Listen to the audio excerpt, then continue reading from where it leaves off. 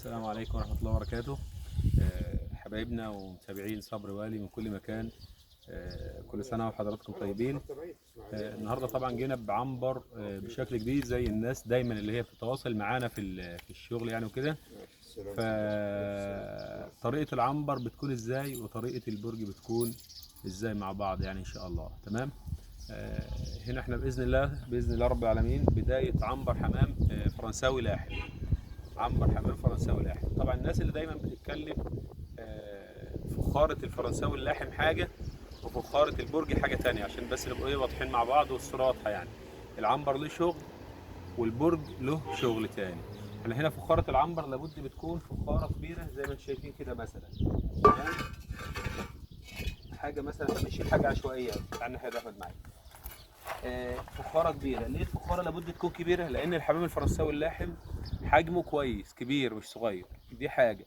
تاني حاجه الحمام المحبوس لازم فخارته تكون كبيره علشان خاطر وهو نايم جوه في الفخاره يكون مستريح. يكون ايه؟ يكون مستريح. ما شاء الله تبارك الله. على سبيل المثال انا فخاره مثلا في الابراج بنجيبه فتحه زي دي. شايف الفتحه دي ما شاء الله. طبعا انا قررت وقلت قبل كده ده دليل بس نعرف ان فخاره كبيره. مفيش جوز حمام قد دي يعني. ده ما شاء الله حاجه، شايف قد ايه ما شاء الله حاجه كبيره واسعه. فمفيش جوز حمام عندك قد دي. ده بتتحط في الفخاره اهي ما شاء الله. تحطها وتطلع وبالعكس. وفي بص فارق بينها كمان قد ايه يعني. تحطها وتطلع. قرب معايا كده على الكاميرا التليفون. بص يعني انت البتاعه كبيره. بص تحط الفتحه جوه وما شاء الله مسافه كبيره اهي. يعني ما فيش جوز حمام قد دي اهي ما شاء الله. في مسافه يعني.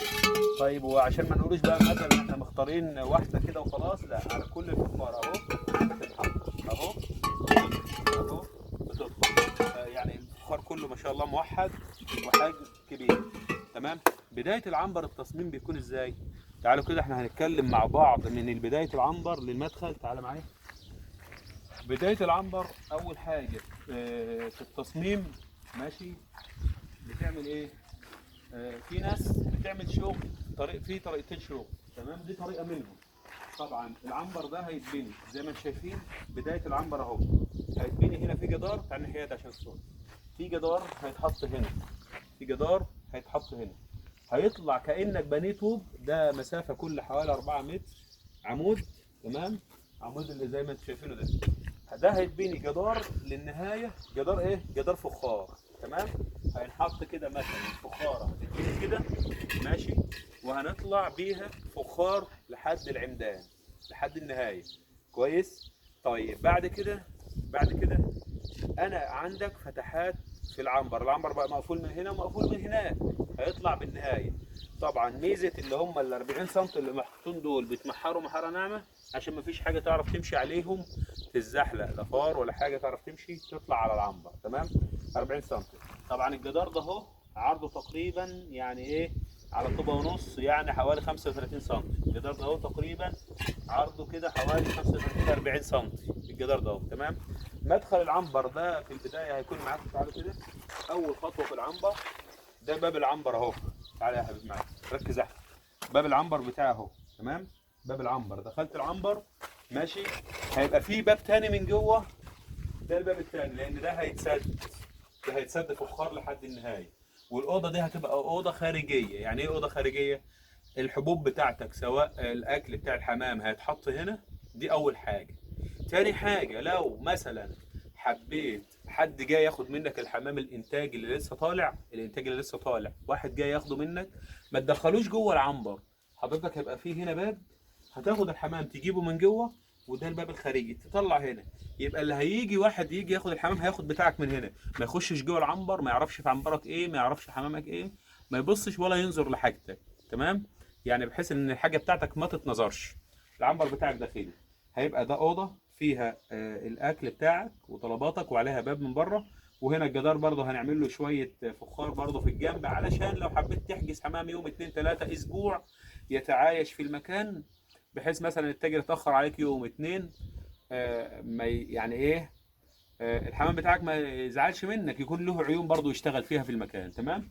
يبقى انا دخلت العنبر بتاعك اهو. بدايه دخول العنبر كويس. احنا معانا العنبر هيتقفل بالطريقه كده طبعا عشان بس نبقى بنتكلم على الطبيعه اهو. ماشي، ده هيبقى جدار من هنا، بص ركز معايا، هات ده هيبقى جدار ماشي من هنا رافع من هنا شويه دول سد لفوق، ونفس القصه هنا في جدار اهو ماشي برضه الفخار هيكون عليه بالطريقه دي اهو مثلا جدار طوالي. يبقى العنبر معايا الاربع تربيع. انت بقى حضرتك الطوبه دي لازم تكون بقى طوبه عريضه علشان خاطر ايه؟ تشيل الفخاره معايا. والعمود ده هو ميزته يا جماعه، العمود ده هو ميزته ان هو بيمسك العنبر في بعضه، ماسك العنبر مقسمه يعني، يمسك الريح بتاعك. وكمان حاجه ان هو انت لما هتيجي تسقف العنبر بتاعك هتسقفه عليه كويس. طبعا العنبر ده مساحته تقريبا 1 2 3 4 حوالي 20 متر في 4 متر، طوله 20 في 4 متر تمام. ان شاء الله هنبقى ده اول مرحله في الشغل، بدانا نزلنا الفخار والطينه السمراء جت اهي، الطينه بتاعت الشغل يا جماعه، الطينه واتفتحت وهتحط فيها الميه ان شاء الله باذن الله. وبعد ان شاء الله مراحل الشغل واحده واحده هنبداوا مع بعض ونوريكم ايه النظام. ده نظام العنبر، الناس اللي هي حابه تعمل عنبر، ده حمام مغلق، الحمام بتاعه ما بيطلعش بره، الحمام بتاعه ايه؟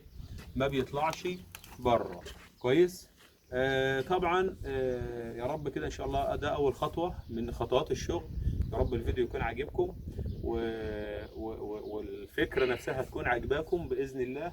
وان شاء الله ده اول مرحله، هنصور لكم المرحله اللي بعد كده باذن الله. تابعوني، اللي مش مشترك في القناه يشترك معايا على القناه على اليوتيوب باسم صبري والي علشان تشوف مراحل العنبر من البدايه للنهايه تمام. وبرضه تابعوني على الصفحه بتاعتي على الفيسبوك باسم صبري والي.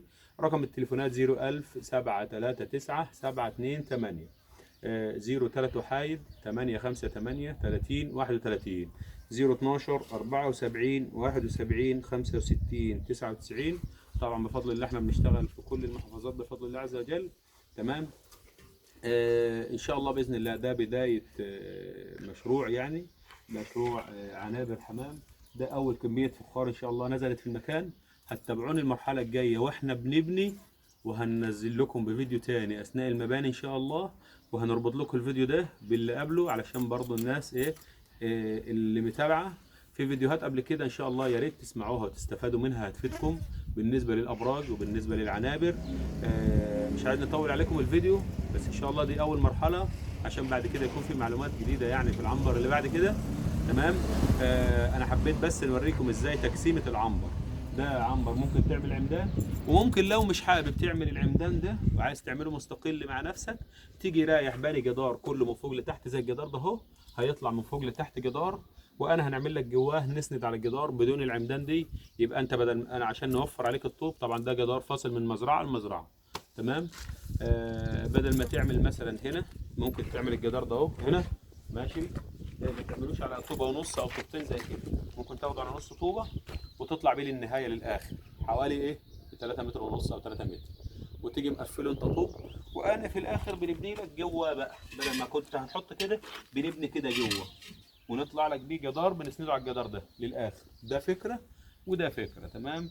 وان شاء الله باذن الله برضو خلينا دايما بافكار، لو واحد عنده اي افكار يكلمني، اي حاجه عايز استفسار برضو كلمني. معلش انا الناس ساعات بترن عليا وانا احيانا ما بكونش فاضي والله للرد، معلش اعذروني لان ضغط الشغل وضغط الرسائل. برضو الناس اللي بتبعت لي رسائل على الواتس برد عليك وقت متاخر بعدين بعدها بشويه، ما تزعلش مني وانا مقدر والله كل واحد.